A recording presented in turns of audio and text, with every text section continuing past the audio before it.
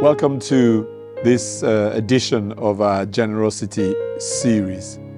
You know, there's one thing that is clear all through the Bible, the theme that runs through with regards to generosity is that there cannot be godliness without generosity. The two go hand in hand. If someone is godly, or to use the word that some of the other versions use, is righteous, if there is no generosity in that person's life, if that person is not a generous person, it's a form of godliness. It is not godliness, because true godliness will always have generosity accompanying it.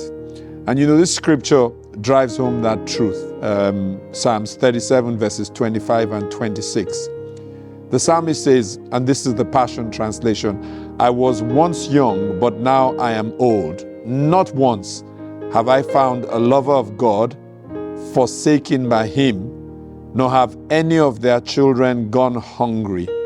Instead, I've found the godly ones to be the generous ones who give freely to others.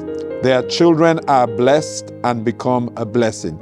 So, of course, first thing that scripture brings home to us is that the godly ones are the generous ones. There cannot be true godliness without generosity. A godly life will have as a major part of its expression a generous spirit. But then it goes on to drive home a second point, and this is really what I wanted to home in on tonight. And that is that the benefits of generosity are transgenerational. Listen to that.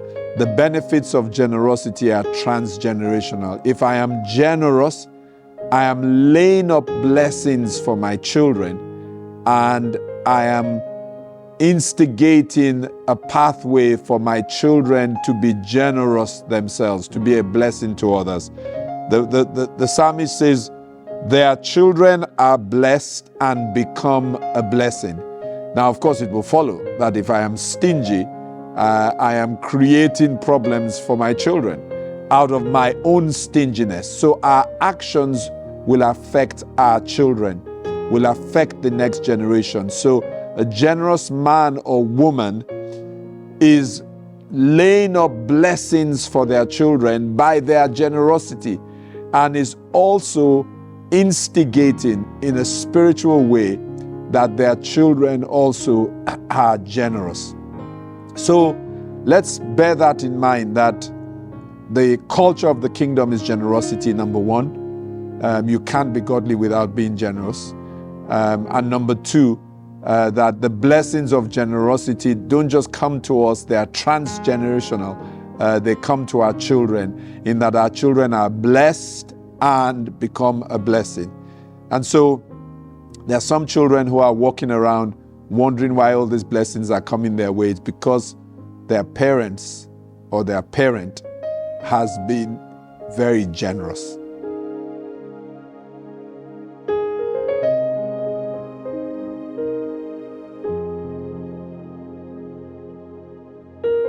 Day 19 of our Pursuit of God conference. Well done.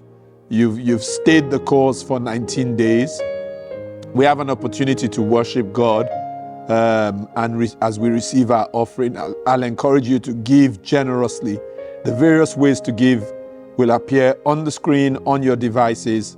Remember the two principles. It's our culture in the kingdom to give, to be generous, and we lay up blessings for the next generation and ensure that the next generation catch a generous spirit.